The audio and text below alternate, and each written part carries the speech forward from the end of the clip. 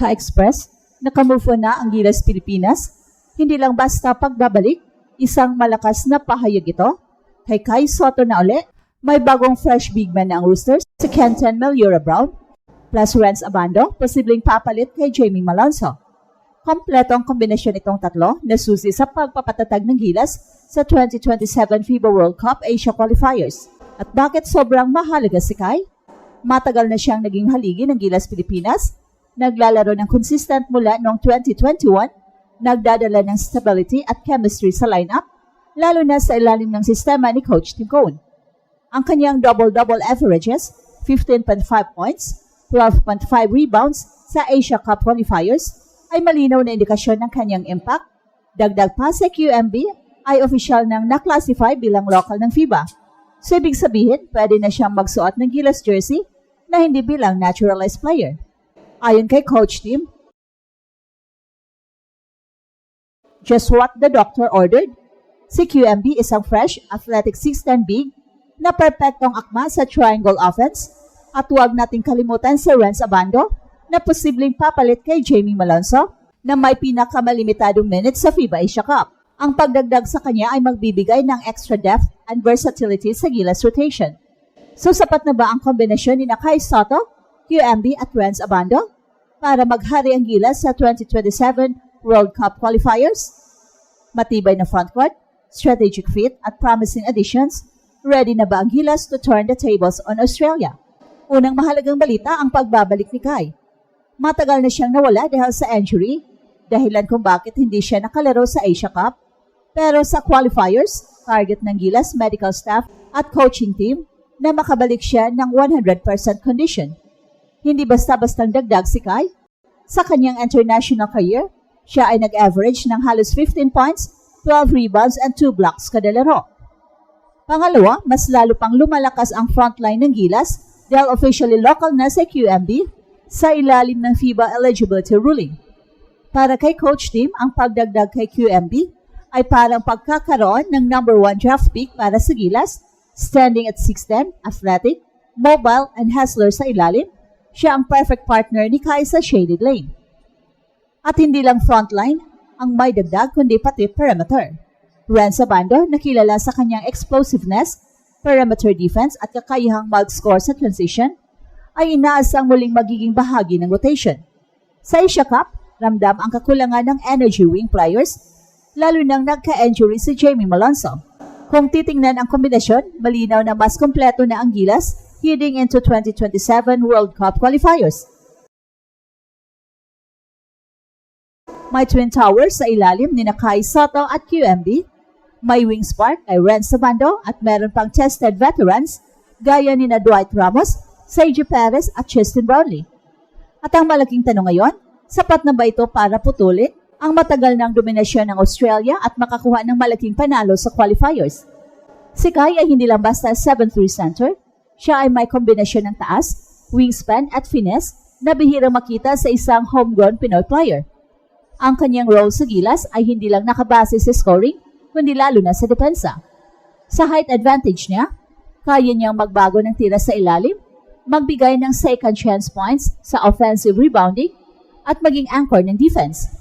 Ngayon, idagdag pa natin si QMB.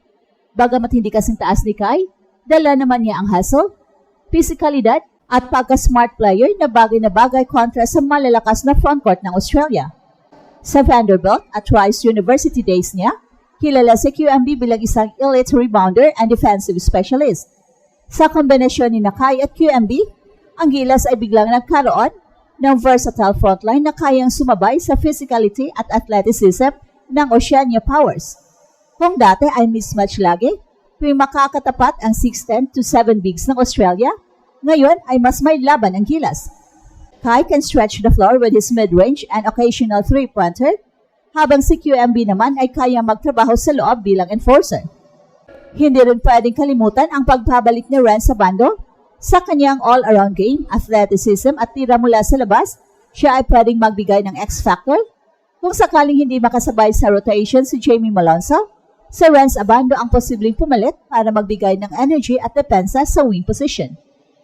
Kung susumahin, ang Gilas ngayon ay hindi na lang umaasa sa perimeter shooting at bilis,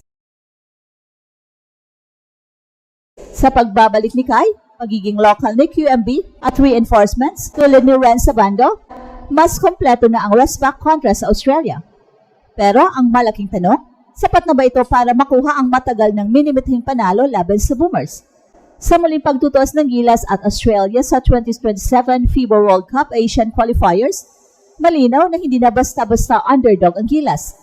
Ang pagbabalik ni Kai, ang pagiging local player ni QMB at ang posibleng reintegration ng Renz Abando ay tatlong mahalagang piraso na maaaring magbago ng dynamics ng laban kontra Boomers. Una, ang epekto ni Kai ay hindi matatawaran. Siya ang simbolo ng height, rim protection at inside presence ng gilas. Sa nakaraang mga laban, nakita kung paano nahirapan ang koponan sa depensa at rebounding kapag wala si Kai. Ayon kay Coach Tim, si Kai ay parang game changer dahil sa kanyang kombinasyon ng taas, agility at basketball IQ. Sa matchup kontra sa malalaking players ng Australia, tulad ni Duprez at Shaq Landale, malaking bagay na magkaroon ng 7'3" center na kayang sumabay at magbigay ng resistensya sa loob. Pangalawa, ang papel ni QMB ay hindi lamang dagdag na laki, kundi dagdag na versatility. Bilang isang local sa ilalim ng FIBA ruling, nagkakaroon ng mas maraming flexibility ang gilas sa paggamit ng naturalized slot. Posibleng si Justin Brownlee pa rin sa frontline tandem ni Kai at QMB. Nagkakaroon ang Gilas Pilipinas ng Twin Towers na kayang pumantay sa lakas at depensa ng Oceania Powers. Si QMB ay kilala sa kanyang hustle plays, rebounding at rim protection, eksaktong kailangan ng gilas para abusuin sa ilalim ang Boomers. Pangatlo, ang Renz Abando factor. Kilala siya sa kanyang athleticism, energy at 3-point shooting. Sa huling Asia Cup, limitado ang minutes ni Jamie Malonzo at dito maaaring pumasok si Renz bilang mas consistent at system-fit na wing defender. Siyang tipong two-way player na kayang bantayan ang shooters ng Australia at sabay magbigay ng instant offense. Ang malaking tanong ngayon, sapat na ba ang tatlong reinforcement na ito para makapaghari ang gilas sa qualifiers? Well, kung titingnan, oo, malaki ang ibinibigay nilang dagdag ng sukat, depensa at scoring option. Pero hindi ito garantiya. Kailangan pa rin ng chemistry, tamang rotations at execution sa half-court offense. Laban sa Australia, hindi lang physicality ang puhunan, kundi disiplina at composure sa crunch time. Well, sa madaling salita, may armas na ang gilas, Kai, QMB at Renz ay mga pirasong kayang magbago ng ihip ng hangin. Pero kung magiging sapat ba ito para talunin ang matagal ng dominanteng Australia, yan ang tutukan nating lahat sa darating na qualifiers. At ito ang Express Info kung saan bawat kwento, ginulat ang mundo. Don't forget to like and subscribe.